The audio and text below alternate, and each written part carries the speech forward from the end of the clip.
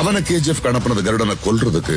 ஆனா அவன் போனது கேஜிஎஃப் ஆள்றதுக்கு. அதுக்கு முதல்ல கருடனை கொல்லணும், காட்ஸ் கிட்ட இருந்து தப்பிக்கணும், எல்லாத்த விட முக்கியமா ஜனங்களை தன் பக்கம் இழுக்கும்.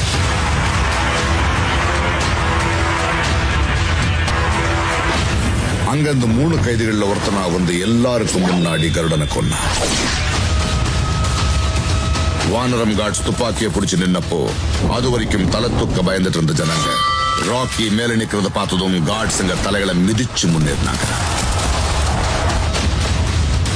மக்கள் ராக்கிய சுல்தானா ஏத்துக்கிட்டாங்க.